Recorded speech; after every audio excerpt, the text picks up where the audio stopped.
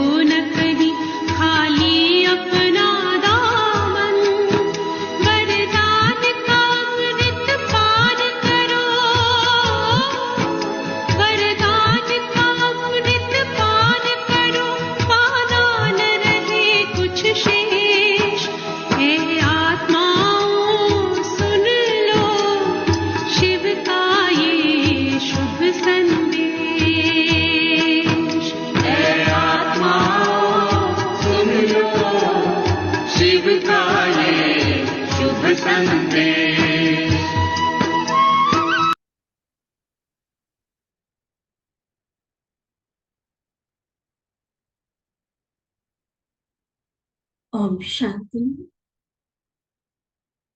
घर वापस जाने का समय, सृष्टि चक्र की अंतिम वेला, और ऐसे में जब सभी आत्माओं को वापस ले जाने के लिए डायरेक्ट परमात्मा का, प्यारे बाबा का इस धरती पर अवतरण होता है, तो आते ही बाबा एक पाठ हम सबको पक्का कराते हैं, हमारे स्वयं की पहचान हमें देते हैं कि मीठे बच्चे, तुम शरीर नहीं हो, आत्मा हो। और उस पहले दिन से हमारी एक रूहानी यात्रा, एक स्पिरिचुअल जर्नी प्रारंभ हो जाती है अपनी तरफ वापस लौटने की, जिसे हम रिट्रीट कहते हैं, रिटर्न जर्नी कह सकते हैं। आत्मा जो अपने आप से, स्वयं के अस्तित्व से, स्वयं की क्वालिटीज, शक्तियों रूपी खजाने से दूर जा चुकी है, वो पुनः वापस लौट के आती है। फिर से हम जैसे प्योर थे, पावन थे, शुद्ध सतो प्रधान थे, दैवी गुणों से भरपूर पवित्र थे, ऐसे ही स्वरूप में वापस आने का पुरुषार्थ, यही बाबा हमें प्रतिदिन की मुरलियों में सिखाते हैं। और इस सारे पुरुषार्थ का आधार कहे या बेसिक जो विधि है, वो है देह के भान को छोड़ना। इसीलिए आज की जो बाबा की मुरली है, वो देह भान के अलग अलग रूपों को बहुत क्लियर करने वाली है, क्योंकि किसी भी दुश्मन पर जीत पानी है, किसी भी संस्कार को बदलना है, तो सबसे पहले उसका क्लैरिटी कि वो है क्या चीज, ये जानना बहुत अच्छे से जरूरी है। और वही आज बाबा ने हम सबको मुरलियों में समझाया है। सभी तरह के त्याग जिस आधार पर भाग्य बनता है, जो हमने इससे पहले की मुरली में सुना, तो उन सभी तरह के त्याग में भी नंबर 1 त्याग, सबसे पहला त्याग, सबसे मूल त्याग देहभान का त्याग है। तो देहभान किन किन रूपों में आता है, उस समय बोल क्या होते बच्चों के, उस समय कर्म और संस्कार कैसे कार्य करते हैं, इन सब बातों को बाबा ने इतना अच्छे से स्पष्ट किया है कि जैसे पूरा दर्पण दिख जाता है हमें, कि सचमुच ज्ञान क्या कहता, बाबा हमसे क्या चाहते और हम क्या कर रहे हैं। क्लियर चेकिंग कराने वाली, देहभान का पूरा स्पष्टीकरण देना दिलाने वाली बाबा की यह व्यक्त मुरली, बाबा के मधुर महावाक्य, जो कि 3 अप्रैल 1982 के हैं। इस मुरली का सार है, सर्वप्रथम त्याग है देहभान का त्याग। सर्वप्रथम त्याग है देह भान का त्याग। चले बाबा के सामने अपने आप को उपस्थित महसूस करें, जैसे विदेही बाप देह का आधार लेकर हमें समझा रहे हैं, ऐसे ही मैं विदेही आत्मा ज्योति बिंदु निराकार आत्मा इस शरीर के द्वारा डायरेक्ट बाबा से सुन रही हूँ। मुरली की विधि हम सबके ध्यान पे है। बाबा का एक एक महावाक्य पर्सनली मेरे लिए, इसी भाव के साथ बाबा की मुरली सुनेंगे तो अपने सदा सहयोगी और त्यागी बच्चों के प्रति बाप दादा बोले, बाप दादा अपने त्याग मूर्त बच्चों को देख रहे हैं। हर एक ब्राह्मण आत्मा त्याग स्वरूप है, क्योंकि कम से कम शूद्र जीवन को त्याग कर ब्राह्मण तो बने हैं ना। इसलिए एक त्याग के हिसाब से तो बाबा ने कहा था कि सभी मेरे बच्चे त्याग मूर्त बच्चे हो। लेकिन जैसे भाग्य का सुनाया ना कि एक बाप के बच्चे होते एक जैसा भाग्य का वर्षा पाते, संभालने और बढ़ाने के आधार पर नंबर बन जाते हैं। संभालने का आधार बाबा ने बताया था स्वयं प्रति कितना उसको यूज करते हैं, और बढ़ाने का आधार अन्य आत्माओं के कल्याण के लिए कितना यूज करते हैं। उस आधार पर क्या होता है, हमारा भाग्य का खजाना बढ़ता या घटता है। तो ऐसे त्याग मूर्त तो सभी बने हैं, जैसे भाग्य के सभी अधिकारी है लेकिन नंबरवार है, ऐसे त्याग मूर्त सभी बने हैं लेकिन इसमें भी नंबरवार है। त्याग किया और ब्राह्मण बने, शूद्रपन की कई बातों को छोड़, चाहे वो तामसिक खान पान है, विकारी आदतें हैं, मोटे रूप से तो मोस्टली मेजॉरिटी सभी ब्राह्मणों ने उस त्याग में पास नंबर ले। ब्राह्मण जीवन अपनाया माना शूद्र जीवन का त्याग किया। लेकिन आज बाबा ये नर्सरी क्लास के त्याग की बात नहीं कर रहे हैं, बाबा समझा रहे गुह्य परिभाषा। इसलिए कहते बाबा कि त्याग किया और ब्राह्मण बने, लेकिन त्याग की परिभाषा बड़ी गुह्य है। कहने में तो सभी एक बात कहते कि तन मन धन संबंध सबका त्याग कर दिया, लेकिन तन का त्याग अर्थात देह भान का त्याग। तन के त्याग का भाव ये नहीं कि आत्मा कोई शरीर छोड़कर जा रही, शरीर छोड़ेगी तो सेवा या पुरुषार्थ कैसे करेंगे, लेकिन शरीर में रहते हुए शरीर के भान का त्याग। तो बाबा पूछते कि देह के भान का त्याग हो गया है या हो रहा है। त्याग का अर्थ है किसी भी चीज को व बात को छोड़ दिया,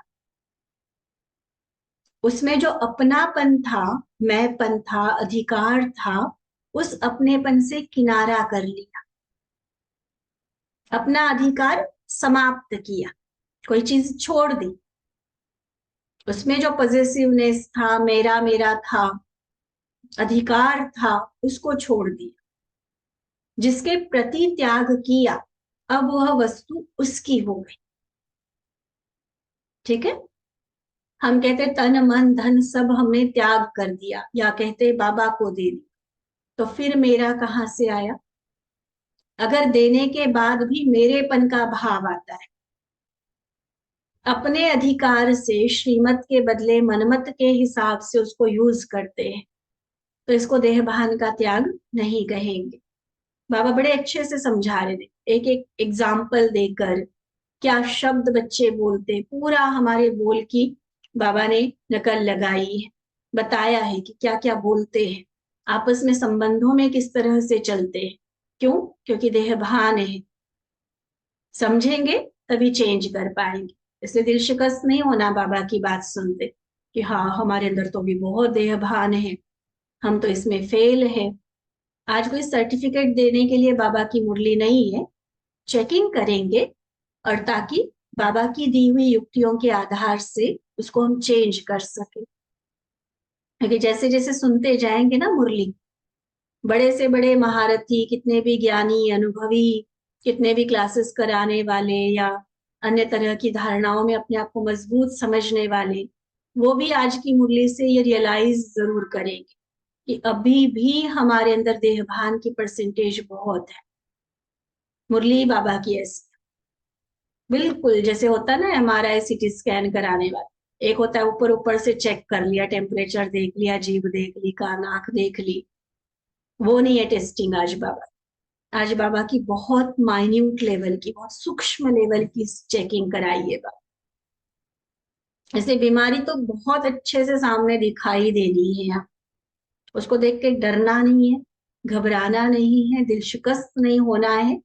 क्या करना है, जिस प्यार से, जिस शुभ भावना से बाबा हमारी चेकिंग करा रहे हैं, उस प्यार शुभ भावना को स्वीकार करके अपने आप को चैलेंज देना है कि अच्छा अभी इतना रहा हुआ है, देखो कैसे हम खत्म करके दिखाते हैं इसको, अपने आप से चैलेंज।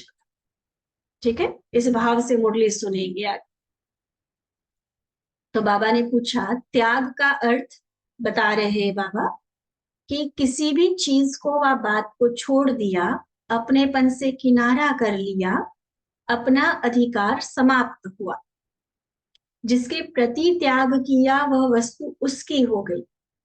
जिस बात का त्याग किया उसका फिर संकल्प भी नहीं कर सकता, क्योंकि त्याग की हुई बात, संकल्प द्वारा प्रतिज्ञा की हुई बात फिर से वापस नहीं ले सकते।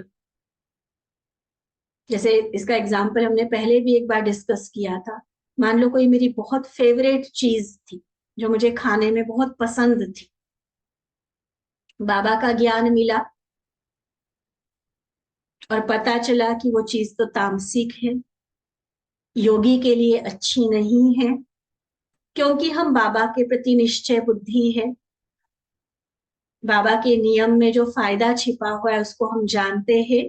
तो क्या किया, कितनी भी मेरी पसंदीदा फेवरेट वो चीज थी, लेकिन मैंने बाबा की श्रीमत अनुसार उसको छोड़ दिया, त्याग किया। लेकिन आज 10 साल हो गए वो चीज छोड़े हुए, आज भी मुझे उसका टेस्ट याद है। जब भी उस चीज की बात चलती है मुझे याद आता है कि वो तो मेरी सबसे फेवरेट चीज, इतना चाव से हम उसको खाते थे, इतना पसंद थी, ऐसे बनाते थे, ऐसे खरीदते थे, वो वाली दुकान ज्यादा फेमस है उसके लिए। ये सारी बातें याद है और कहीं ना कहीं सूक्ष्म में हम उसका स्वाद चख रहे होते हैं। क्या कहेंगे इसको, त्याग है। प्रैक्टिकल मुख द्वारा एक बार जो त्याग दिया दोबारा कभी स्वीकार नहीं किया, चाहे किसी ने जोर जबरदस्ती किया, इमोशनली ब्लैकमेल किया, मन में कई बार इच्छा उठी, लेकिन मैंने नहीं स्वीकार किया मुख से। लेकिन मन अभी भी उधर दौड़ता है, सिर्फ ये आता है कि नहीं बाबा ने कहा है नहीं खाना इसलिए मैंने छोड़ा, लेकिन मेरा मन अभी भी है उधर, जो किसी दिन बाबा परमिशन दे शायद खा भी ले। या कोई, जैसे बाबा कहते किसी महारथी को अगर खाता हुआ देख ले तो शुरू कर लेंगे। और बाबा क्या समझा रहे, त्याग माना संकल्प में भी नहीं आना चाहिए। प्रतिज्ञा कर ली ना, छोड़ दिया ना उसको, अब दोबारा वापस नहीं लेना। शास्त्रों में बड़ी बड़ी कहानियां बनी हुई है इस बात पर, बड़ी बड़ी कर्म फिलॉसफी लिखी गई है इस पर। एक बार दी हुई चीज, दिया हुआ दान वापस नहीं लेना।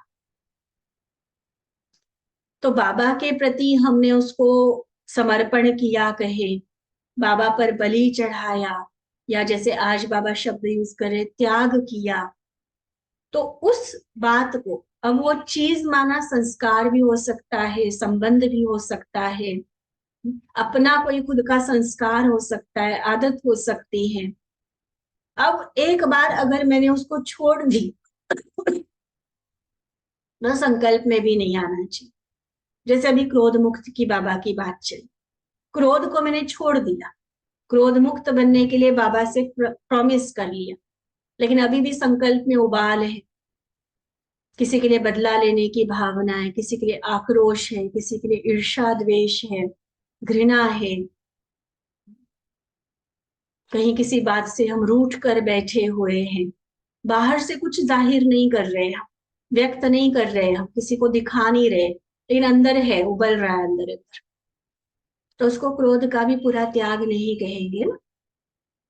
तो त्याग माना त्याग, संकल्प से भी छोड़ दो उसको, फिर वापस नहीं लेना। जैसे हद के सन्यासी अपने घर का संबंध का त्याग करके जाते हैं, और अगर फिर वापस आ जाए तो उसको क्या कहा जाएगा। संत ज्ञानेश्वर के पिता के बारे में ये बताया जाता है कि वो संन्यास लेकर चले गए थे पत्नी को अकेला छोड़कर, लेकिन फिर उनके किसी गुरु ने उनको इस तरह का कुछ रियलाइजेशन कराया, जो संन्यास लिया हुआ व्यक्ति फिर वापस लौट आया, फिर गृहस्थी बसाई, फिर ज्ञानेश्वर और उनके जो भाई बहने हैं उनको पैदा हुआ दिखाए। तो समाज के द्वारा इतना उनको बहिष्कृत किया गया, इतने उनके ऊपर अत्याचार किए गए, इतना उनको गालियां और अपमान उनका किया गया। क्यों? वो बात अलग है कि ज्ञानेश्वर और बाकी उसके भाई और बहन ने, उन्होंने किस तरह से आगे संत समाज में काम किया, लेकिन उसके पिता की बदनामी कितनी ज्यादा दिखाई गई, और पिता के कारण बच्चों को भी वो सारा सहना पड़ा। क्यों? क्योंकि सन्यास लिया हुआ वापिस कैसे आ गया। दुनिया में भले सन्यास को भी लोग स्वीकार नहीं करते, क्योंकि बहुत कठिन मार्ग समझते हैं, लेकिन अगर एक बार किसी ने सन्यास किया तो फिर वो वापस आ जाए, इस बात को बिल्कुल भी नहीं स्वीकार किया जाता। तो यहाँ बाबा कहते हैं नियम प्रमाण वो वापस जैसे नहीं आ सकते सन्यासियों के लिए, कर लिया तो सन्यास कर लिया, तो ऐसे आप ब्राह्मण बेहद के सन्यासी व त्यागी, आप त्याग मूर्तियों ने अपने इस पुराने घर अर्थात पुराने शरीर, पुराने देह भान का त्याग किया, संकल्प किया कि बुद्धि द्वारा फिर से कभी इस पुराने घर में आकर्षित नहीं होंगे, संकल्प द्वारा फिर वापस नहीं आएंगे। पहला पहला त्याग यह किया, इसलिए तो कहते हैं देह सहित देह के सर्व संबंधों का त्याग। सबसे पहले शब्द ही क्या आता है? देह। सबसे पहला त्याग देह का त्याग, देह के भान का त्याग। तो त्याग किए हुए पुराने घर में फिर से वापस तो नहीं आते हो। वायदा क्या किया है? तन भी तेरा कहा व सिर्फ मन तेरा कहा। क्या कहते? आरती में भी गाते आए, और अब तो ज्ञानी बनने के बाद भी बाबा के सामने कई बार हमने ये बात बोली है कि बाबा तन मन धन सब तेरा। ये तो नहीं कहा कि सिर्फ मन तेरा और तन मेरा। क्या कहते? तन भी बाबा को सौंप दिया, बाबा चला रहा है, बाबा करा रहा है। बीमारी आ रही है तो भी बाबा संभाल रहा है, सेवा कर रहे तो भी बाबा इसको निमित्त इंस्ट्रूमेंट बनाकर चला रहा है। यही कहते हैं ना कि तन भी किसको दिया? बाबा को दिया, मतलब वो बाबा का हो गया। पहला शब्द तन आता है ना, जैसे तन मन धन कहते हैं, देह और देह के संबंध कहते हो, तो पहला त्याग क्या हुआ? पुराने देह के भान की विस्मृति अर्थात किनारा। तो यह है पहला कदम त्याग का। जैसे घर में घर की सामग्री होती है, कई तरह का सामान पड़ा होता है, ऐसे इस देह रूपी घर में भिन्न भिन्न कर्मेंद्रिया हमारी सामग्री है। जैसे घर में होता है ना, फर्नीचर है, सोफे है, बेड है, अलमारियां है, कई तरह की, और रसोई की चीजें है, ऑफिस की चीजें, तो मकान की कई तरह की डेकोरेशन की चीजें, वो सामग्री हो। तो ऐसे ये देह है घर, और घर की सामग्री है कर्मेंद्रिया। तो घर का त्याग अर्थात सर्व का त्याग। घर को छोड़ा, लेकिन कोई एक चीज में ममता रह गई, बाकी तो देह भान से हम परे, बस जीव का लालच थोड़ा सा खींचता है, थोड़ा सा आंखों की आकर्षण कहीं कहीं जाती है, वैसे छोड़ दिया देह भान, लेकिन किसी एक चीज में मन अटका हुआ है, ममता रह गई है, तो क्या उसको त्याग कहेंगे? ऐसे कोई भी कर्मेंद्र अब अगर अपने तरफ आकर्षित करती है तो उसको संपूर्ण त्याग नहीं कहा जाए। क्लियर है ना बाबा की बात? इसी प्रकार अब अपनी चेकिंग करो। पूरा क्लियर कर रहे हैं बाबा, और अब कह रहे कि बच्चे अब अपने आप को खुद देखो। ऐसे अलबेले नहीं बनना कि और तो सब छोड़ दिया, बाकी कोई एक कर्मेंद्रिय विचलित होती है, लेकिन बाबा कोई बात नहीं, आप चिंता नहीं करो, वो भी समय पर ठीक हो जाए। बाबा कहते कोई एक कर्मेंद्रिय की आकर्षण भी एक बाप का बनने नहीं देगी, एक रस स्थिति में स्थित होने नहीं देगी, नंबर 1 में जाने नहीं देगी।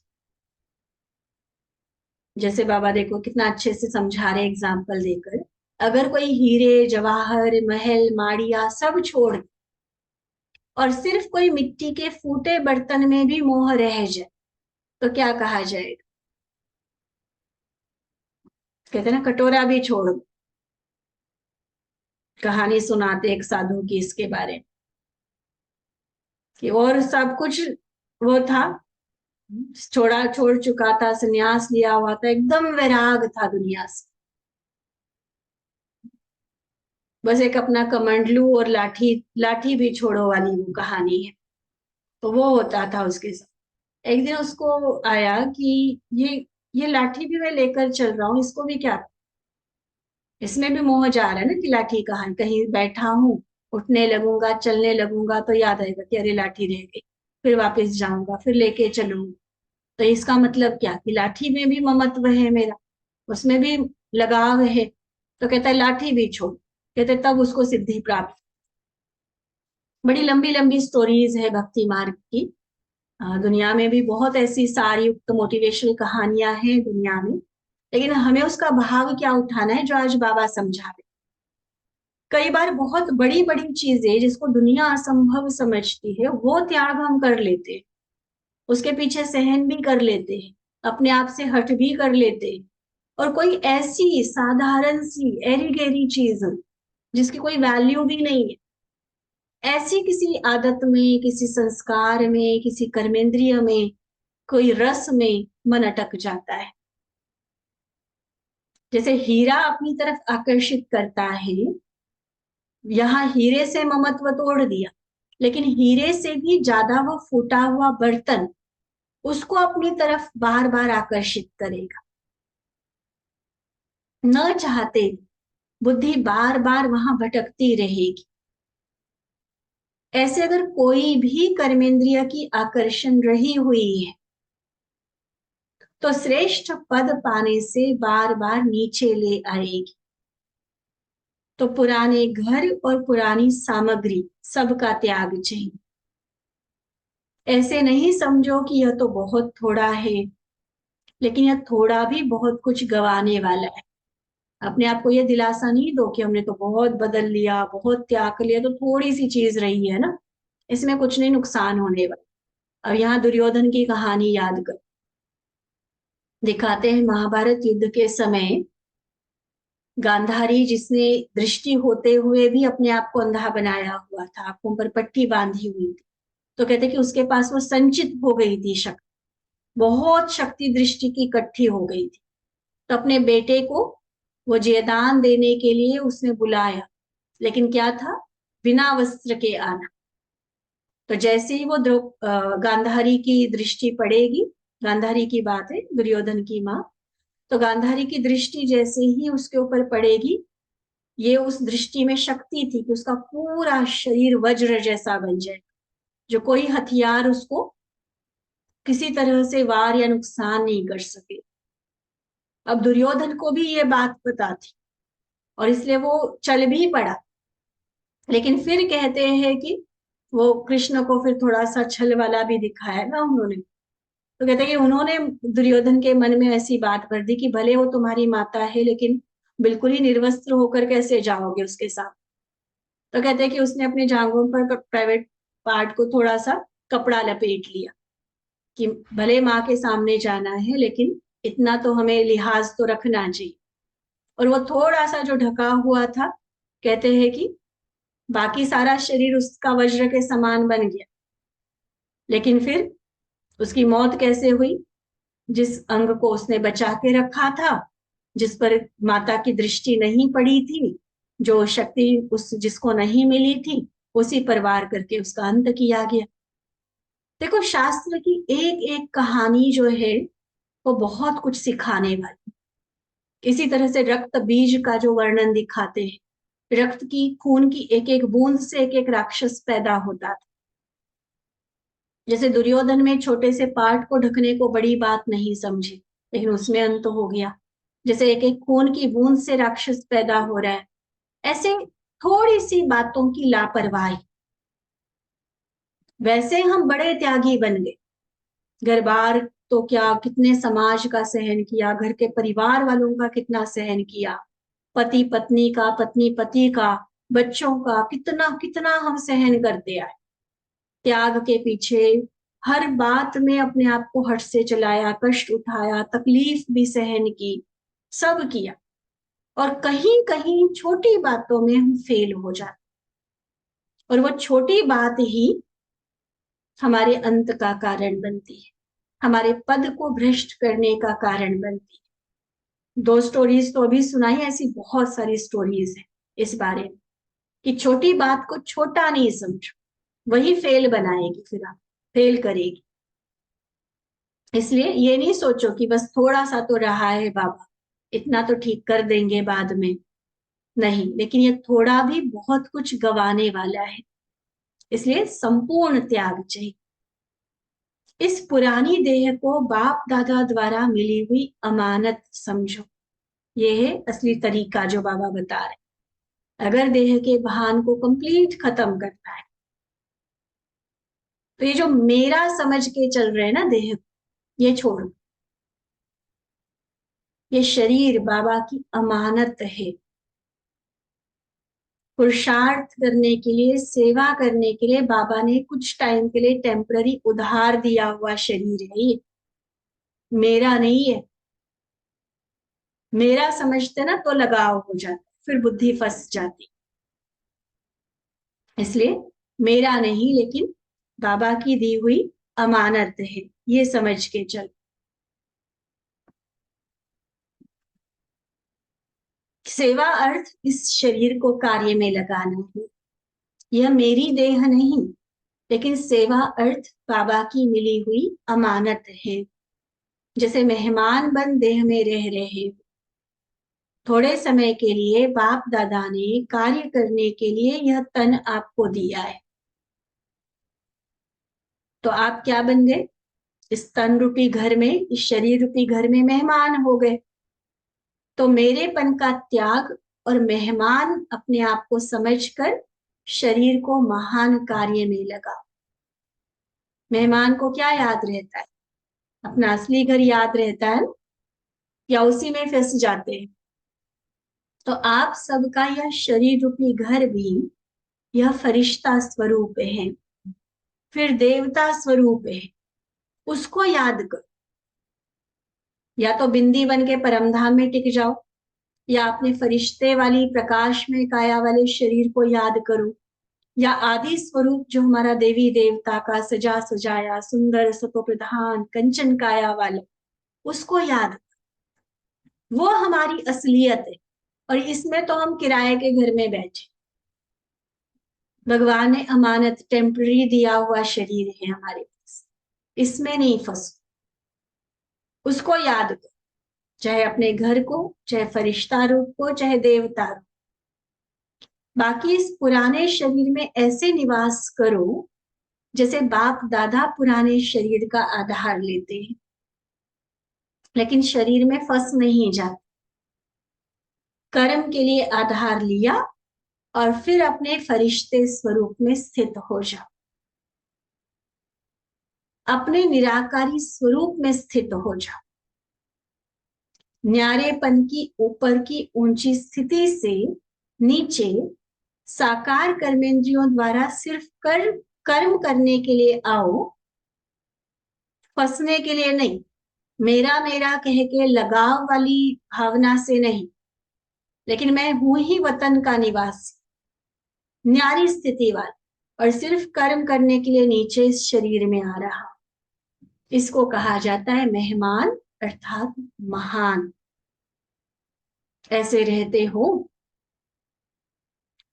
त्याग का पहला कदम पूरा किया है। बाबा जानते भी सब कुछ है, फिर भी ये प्रश्न जो बाबा पूछ रहे हैं ना, वो इसलिए ताकि उस प्रश्न के आधार पर हम खुद की चेकिंग कर सकें। जो समझाया बाबा ने उसमें अब हम कितना आगे हैं, कितना पास है, फेल है, कहाँ कहाँ हमें सुधार की जरूरत है, चेक करो और चेंज करते जाओ। बाबा कहते, बाप दादा हंसी की बात यह सुनते हैं, प्रैक्टिकली देखा जाता है इस बात को कि वर्तमान समय कोई भी अपने को कम नहीं समझते। कहते ना, चाहे मेरे में दम नहीं, लेकिन मैं किसी से कम नहीं। अगर किसी को भी कहा जाए ना कि दो में से एक छोटा और एक बड़ा बन जाओ, तो क्या करते हैं? कोई अपने को कम समझते हैं? क्यों क्या के शस्त्र लेकर उल्टा शक्ति स्वरूप दिखाते हैं। मैं भी कोई कम हूं क्या? उसको क्यों आगे रख रहे, उसको क्यों नाम ले रहे, उसको क्यों आगे बढ़ा रहे? हम किसी से कम हैं? उल्टे शस्त्र, क्रोध के, विरोध के शस्त्र उठा लेते हैं। ये भी अलंकार कोई कम नहीं है, माया का अलंकार। जैसे सर्व शक्तियों के अलंकार है, वैसे माया व रावण की भुजाएं भी कोई कम नहीं है। बड़े उल्टे उल्टे काम करा लेती है माया भी। शक्तियों को भुजाएधारी दिखाया है ना, अष्टभुजाधारी, 16 भुजाधारी भी दिखाया है। कात्यायनी आदि को देखा होगा आपने, बहुत सारी भुजाएं दिखाते, 30-30 भुजाएं भी दिखाई जाती, लेकिन रावण के सिर ज्यादा दिखाते। फर्क पता है ऐसा क्यों है? देवी रूप दिखाया, शक्ति रूप दिखाया तो भुजाएं ज्यादा दिखा, सिर मस्तक चेहरा तो एक ही दिखाया ना, और रावण के लिए सिर ज्यादा दिखा। ऐसा क्यों? बहुत गहरा राज बाबा बता रहे। क्योंकि रावण माया की शक्ति पहले दिमाग को ही हलचल में लाती। जिस समय कोई भी माया आती है तो सेकंड में उसके कितने रूप होते हैं, क्यों, क्या, कैसे, ऐसे वैसे, कितने क्वेश्चन के सिर पैदा होते। एक काटते हैं तो दूसरा पैदा हो जाता है। एक ही समय में 10 बातें बुद्धि में फौरन आ जाती है। तो एक बात को 10 सिर लग गए ना, तो क्या बन गए फिर? देवी बन गए, रावण बन गए। क्यों क्या में फंसना माना ही रावण। इन बातों का तो अनुभव है ना। ऐसे थोड़ी कि हमारे साथ अन्याय हो रहा है और हम सहन करें, हम आवाज नहीं उठा सकते क्या? हमारा भी दिमाग है, हमारी भी कोई काबिलियत है, हमारा भी कोई हक बनता है। कितनी सारी ऐसी बातें निकल कर आएंगी सामने। फिर एक एक सिर अपना रूप दिखाता है।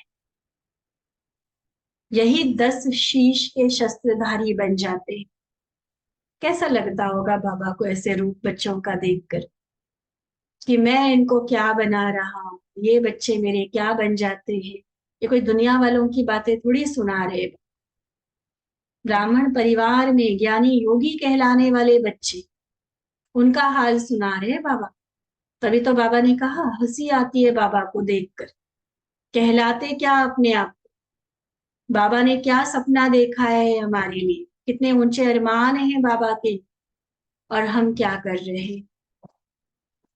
और ये भी ये सिर क्यों पैदा हो रहे? जरूर कहीं ना कहीं लगाव है ना, नाम में, मान में, पद पोजीशन में कहीं तो लगाव है।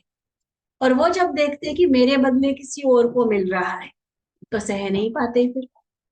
तब ये रावण के सिर पैदा हो जाते। ऐसा क्यों, वैसा क्यों, उसे क्यों, मुझे क्यों नहीं। और रावण के शस्त्रधारी बन जाते।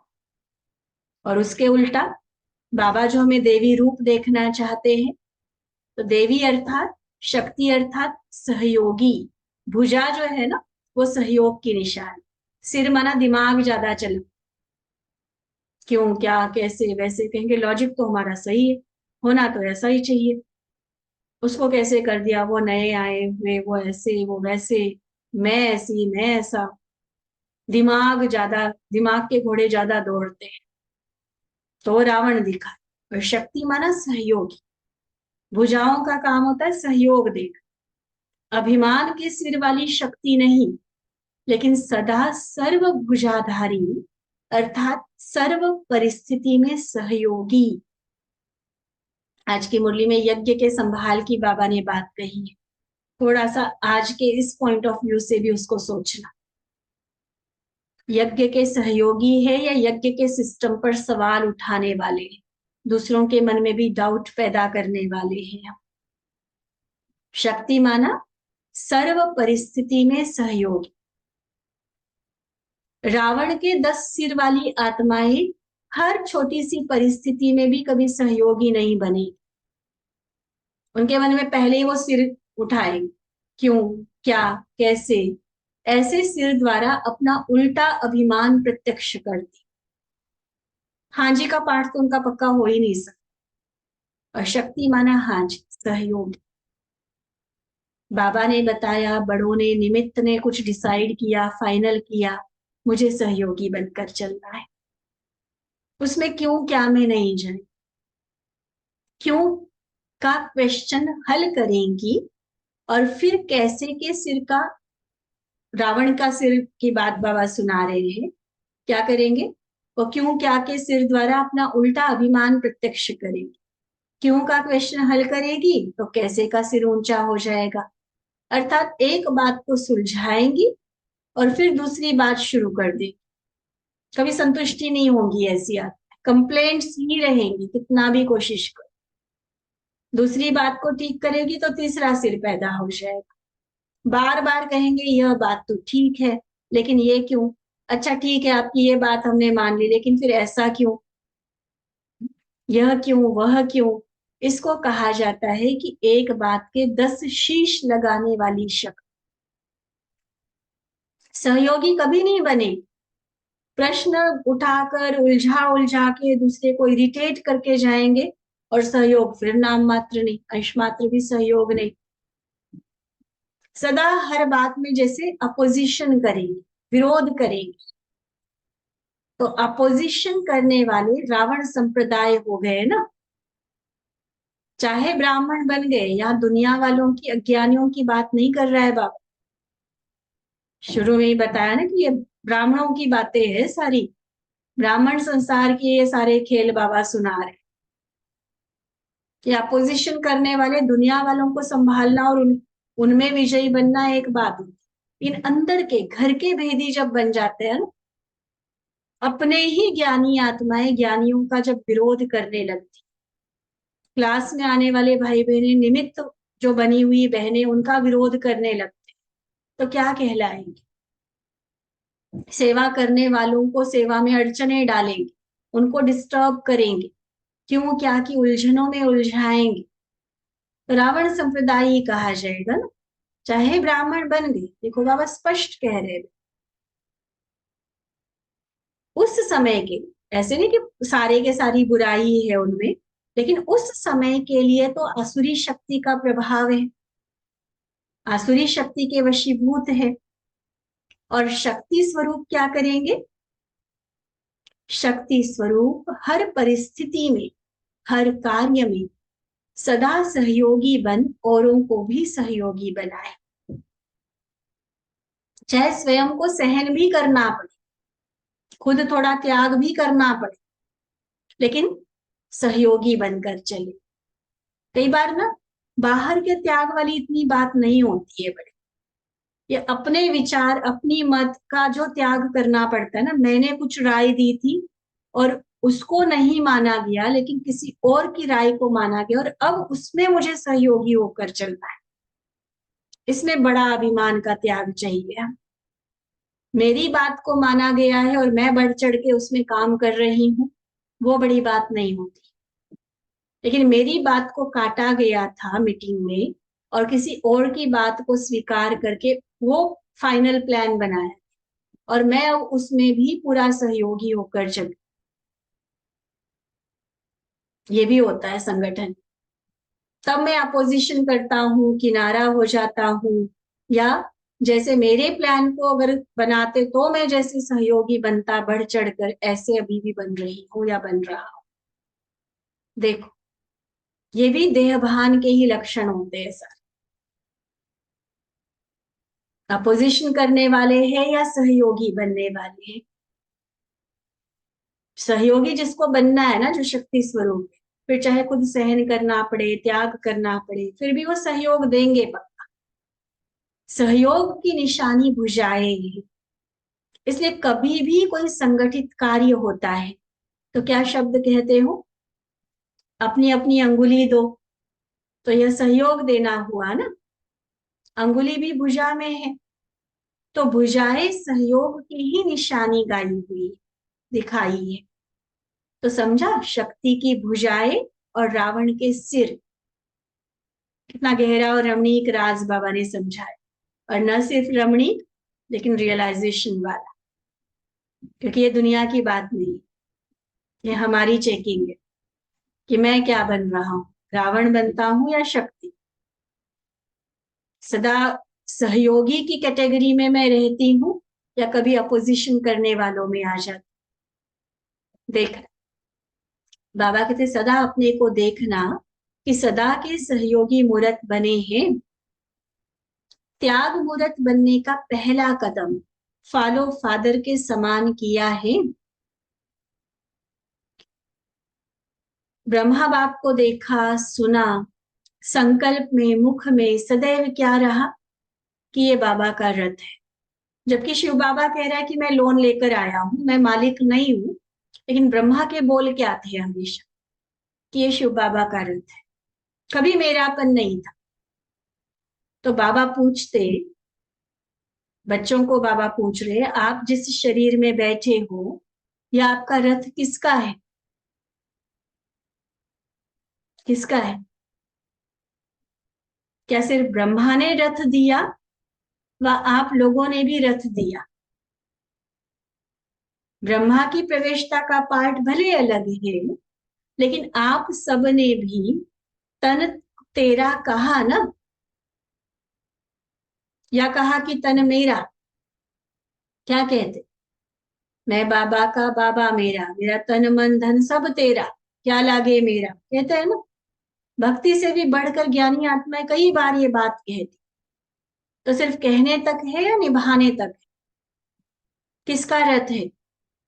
पक्का करो, ये शरीर मेरा नहीं, ये बाबा ने दी हुई अमानत है। ये बाबा का रथ है, बाबा इसका मालिक है। ठीक है। तो आप सबका भी ये वायदा है कि जैसे चलाओ, जहां बिठाओ, ये वायदा है ना। वह आंख को मैं चलाऊंगा और बाकी चीजों, बाकी सारों को बाप चलाए। बस आंख को थोड़ी सी छुट्टी दे दो, थोड़ा सा भटकती है, थोड़ा चंचल होती है तो चलेगा। कुछ मनमत पर चलेंगे, कुछ श्रीमत पर चलेंगे, ऐसा वायदा तो नहीं किया है ना। तो कोई भी कर्मेंद्रिय के वशीभूत होना, ये श्रीमत है या मनमत है? अब वो कर्मेंद्रिय आंखें भी हो सकती है, मुख भी हो सकता है, जीभ हो सकती है, कान हो सकते हैं। कोई भी कर्मेंद्रिय के वशीभूत होना, क्या ये श्रीमत है? नहीं है। तो समझा, त्याग की परिभाषा कितनी गुह्य है। इसलिए नंबर बन गए। मोटे त्याग में तो कह दिया था बाबा ने सभी त्याग मूर्त है, लेकिन जब त्याग की सूक्ष्म गहराई में जाते हैं तो नंबरवार हो जाते हैं। अभी तो बाबा ने सिर्फ देह के त्याग की बात सुनाई, आगे और बहुत है। अभी तो त्याग की सीढ़ियां भी बहुत है। ये तो पहली सीढ़ी की बात कर रहे हैं। देह के भान का त्याग, ये पहली सीढ़ी की बात है। त्याग मुश्किल तो नहीं लगता, सबको छोड़ना पड़ेगा। उसमें छुट्टी नहीं मिलेगी कि महारथी छोड़ेंगे, छोटे नहीं छोड़ेंगे। नहीं, सब सबके लिए सब्जेक्ट है, कंपलसरी वाला क्वेश्चन है। इसको ऑप्शन नहीं है, ये तो करना ही है। वैसे भी देखो, छोड़ना छोड़ना हम कह रहे हैं, अब बाबा उसको और हल्का कर रहे हैं हमारे लिए। अगर पुराने के बदले नया मिल जाए तो पुराने को छोड़ना मुश्किल लगेगा? है मुश्किल? अभी अभी मिलता है, भविष्य मिलना तो कोई बड़ी बात नहीं है, लेकिन अभी अभी पुराना भान छोड़ो और फरिश्ता स्वरूप लो। बाबा तो वेट भी नहीं करवाएगा, इंतजार नहीं करवाएगा, साथ साथ फरिश्ता स्वरूप की देन मिल जाएगी। जब पुरानी दुनिया के देह के भान को छोड़ देते हो तो क्या बन जाते हो? Double light. अभी ही बनते हो। परंतु अगर न यहाँ के न वहां के रहते हो तो मुश्किल लगता। कहते कुछ करते कुछ है, तब मुश्किल लगता है। न पूरा छोड़ते हो न पूरा लेते हो तो अधमरे हो जाते हो। धक से बलि चढ़ने वाले झाटकू वाले नहीं बनते, अधमरे। अधमरे का तो वैसे बुरा हाल होता है। कई बार होता है ना, कोई बहुत सीरियस पेशेंट बड़ा तकलीफ में तड़फ रहा है, ना शरीर छूट रहा है ना ठीक हो रहा है, तो ऐसे में क्या दुआ करते हैं? इससे तो छूट जाए तो अच्छा है। अधमरे की हालत देखी नहीं जाती। तो कहीं ऐसे तो नहीं बनते हो कि ज्ञान तो कहता है मर जाओ और अभी भी अपने पुराने संस्कारों में जी रहे हैं, कुछ छोड़ा है कुछ पकड़ा हुआ है। आधे अधूरे चलने वाले तो अधमरे ही कहा जाएगा ना। फिर लंबा लंबा श्वास उठाते हो। कोई भी बात मुश्किल होती है तो लंबा श्वास उठता है। बाबा कहते मरने में जो मजा है, लेकिन पूरा मरो तो ना, नहीं तो मरना भी बड़ा तकलीफ वाली बात हो जाती है। वैसे तो अगर कोई मिट्टी का बर्तन रखता है तो बाप दादा रखने भी दे, बाबा को क्या परवाह है? मान लो आप पूरा त्याग नहीं करते, पूरा त्याग मान लो हमने नहीं किया, तो बाबा को क्या फर्क पड़ना है? भल रखो। लेकिन फिर परेशान तो स्वयं ही होंगे ना। जिस चीज में लगाव होगा, जिस चीज में ममत्व होगा, शक्ति होगी, मेरापन होगा, वो चीज परेशान भी तो किसको करेगी? बाबा को क्या परवाह, बाबा को क्या फर्क पड़ना है? आप दो नहीं दो, चाहे कुछ भी नहीं दो, क्या फर्क पड़ना है बाबा? लेकिन बाबा ने क्यों कहा कि मुझे दे दो? क्योंकि इन्हीं चीजों से तो हम परेशान हो रहे थे। बाबा ने कोई सुख की चीजें छोड़ने के लिए थोड़ी ही कहा है। ये दुखदाई थी, इसके कारण हम डिस्टर्ब हो रहे थे, इसके कारण आत्मा का पतन हुआ था। तो दुखदाई गंदी विकारी चीजें तो बाबा ने मांगी है ना। दो नहीं दो, फायदा नुकसान अपना है, बाबा को कोई फर्क नहीं पड़ने वाला है। लेकिन परेशान खुद होते रहेंगे, रखेंगे। इसलिए बाप दादा कहते छोड़ो। अगर कोई भी पुरानी चीज रखते हो तो रिजल्ट क्या होती है? बार बार बुद्धि भी उन्हों की भटकती है, फरिश्ता बन नहीं सकते। इसलिए बाप दादा तो और भी हजारों मिट्टी के बर्तन दे सकते हैं, कितना चाहे इकट्ठा कर लो। लेकिन जहां किचड़ा होगा वहां क्या पैदा हो? कितना प्यार से समझाता है बाबा को। बच्चे, देने को तो बाबा और दे देगा आपको, लेकिन ऐसा कूड़ा किचड़ा इकट्ठा करके बैठे रहोगे तो वहां क्या पैदा होगा? मच्छर। और मच्छर किसको काटेंगे? किसको काटेंगे? पुरानी चीजों में ममत्व रखा हुआ है, आसक्ति रखी हुई है, उसके कारण और अवगुण पैदा होंगे और विकार पैदा होंगे। तो कौन परेशान हो? शिव बाबा तो निराकार है, परम धाम में बैठा है, उसको क्या फर्क पड़ना है? ब्रह्मा बाबा वैसे संपूर्ण हो चुके हैं। कूड़ा किचड़ा हम इकट्ठा करेंगे तो परेशान भी तो हम खुद ही होंगे ना। तो बाप दादा बच्चों के कल्याण के लिए ही कहते हैं कि पुराना छोड़ दो, अधमरे नहीं बन। मरना है तो पूरा मर, नहीं तो भले जिंदा रहो, फिर भले कलयुगी दुनिया की मौज में रहो फिर। लेकिन अगर ज्ञानी बने, बाबा को अगर कह रहे हो कि तन मन धन सब दे, तो कंप्लीट बनो ना, कंप्लीट मरो। मुश्किल है नहीं है, कहा ना बाबा ने, ऐसे तो मौज है मरने में। मुश्किल नहीं है, लेकिन मुश्किल बना देते। कभी कभी मुश्किल हो जाता है ना, जब रावण के सिर लग जाते हैं, क्यों क्या में आ जाते हैं, तब मुश्किल होता है। जब भुजाधारी शक्ति बन जाते हो तो सहज हो जाता है। सिर्फ एक कदम सहयोग देना और पद्मों पद्मों का सहयोग मिलना हो जाता है। बाबा ने बनाए हुए नियम, बड़ों ने, हमारी दादियों ने, दीदियों ने जो सिस्टम बनाया हुआ है, बस सहयोगी बनकर चलते चलो ना।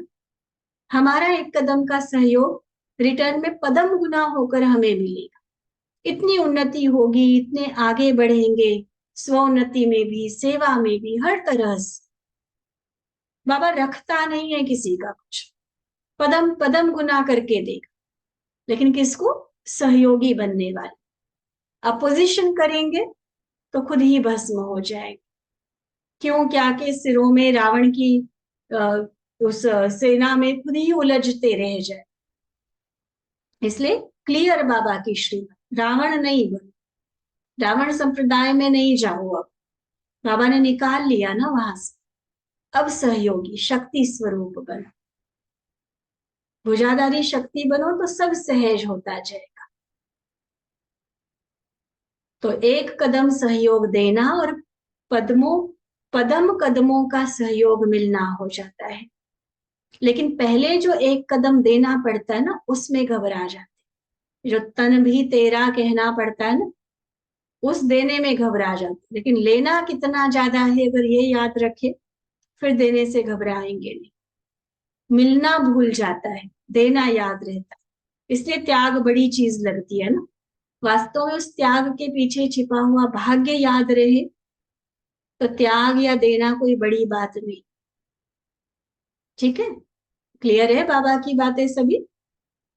क्या करना है? देह के भान का त्याग, जिसको बाबा ने बड़े विस्तार से समझाया, हम सब एक्सप्लेन करके, उदाहरण देके, और साथ में जो दो विशेष, रावण संप्रदाय और शक्ति संप्रदाय, रावण के सिर इतने क्यों और शक्तियों की भुजाएं इतनी क्यों, कितने सुंदर राज बाबा ने क्लियर की। अब हमें डिसाइड करना है कि अभी भी तन रूपी किचड़े को संभाल के रखना है या बाबा के हवाले कर देना है। मेरा मेरा करते अभी भी फंसे रहना है, उलझते रहना है उसी मक्खी मच्छर में, या हल्के फुल्के डबल लाइट फरिश्ता सो देवता बनकर चलना है। रावण की सेना या शक्ति सेना, खुद डिसाइड करते चल। बाबा ने समझा दिया, और जहां हिम्मत का कदम बढ़ाओगे, बाबा ने पदम गुना सहयोग का भी ऑफर किया।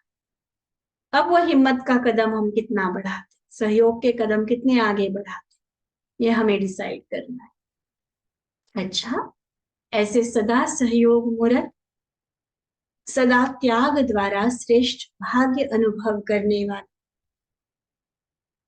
कदम कदम में फॉलो फादर करने वाले, सदा अपने को मेहमान अर्थात महान आत्मा समझने वाले, ऐसे बेहद के संन्यास करने वाले श्रेष्ठ आत्माओं को बाप दादा का याद, प्यार और नमस्ते। हम रूहानी बच्चों की रूहानी बाप दादा को दिल व जान, सिक व प्रेम से नमस्ते, नमस्ते, नमस्ते जी। अच्छा, ओम शांति।